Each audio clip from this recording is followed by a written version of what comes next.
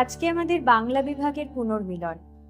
এর আগে 6 বছর আগে আমরা যখন যাদবপুরের এই ঘরগুলোয় ছাত্রছাত্রী হিসেবে বসে থাকতাম, তখন আমরা অ্যারেঞ্জ করেছিলাম।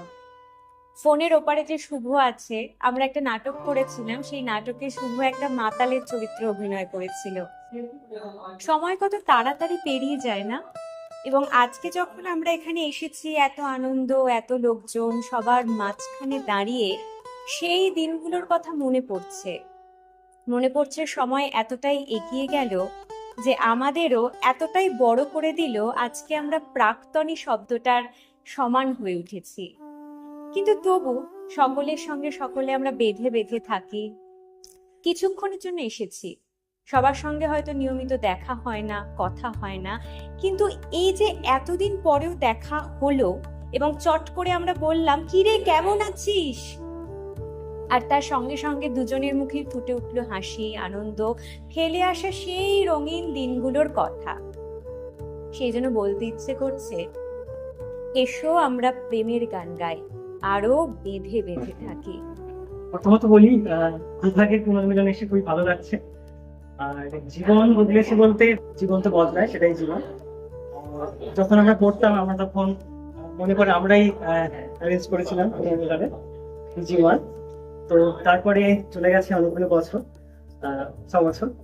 তো অনেকের বিয়ে হয়ে গেছে, অনেকে চাকরি করে, অনেকে প্রকাশ যেমন গবেষণা করছে, প্রকৃতি আছে গবেষণা করছে, শুভ চাকরি করে। তো জীবন অনেকের অনেক ভাবে বদলে গেছে, অন্য খাতে বলছে সবাই। তবুও সবাই সবার ব্যস্ততা সরিয়ে রেখে এসছে আজকে। সত্যি খুবই ভালো লাগছে, দেখা হচ্ছে সবার সঙ্গে। তারা কেমন আছে সেটা আমরা জানতে পারছি, বিনিময় হচ্ছে, তো অন্যরকম ভালো লাগা। এমন অনেককে পেয়েছি যাদের সঙ্গে সেই এমএ পড়ার পর দেখা হলো। একদম প্রকৃতি রোগা হয়ে গেছে অনেক, বললাম বদলে গেছে। হ্যাঁ, চিনতেই পারিনি, অনেকেই চিনতে পারেনি, তুমি তো চিনতে পারেনি। আমি ক্লাসে গেছি, বুঝতে পারিনি কে নামটা বললো, তাই আমি বুঝলাম। ঠিক আছে, সবাই বলুক, খুব ভালো থাকো। হ্যাঁ, কিছু বলি। প্রত্যেক বছর আমাদের এই বয়সে কেমন লাগছে?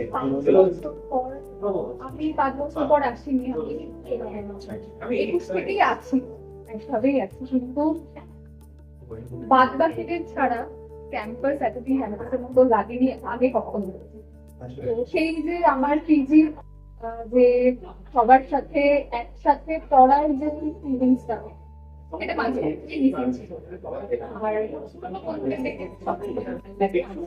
আরো বেশি ভালো লাগছে, কারণ আমি এই ক্যাম্পাসটাকে বন্ধুদের ছাড়া দেখেছি।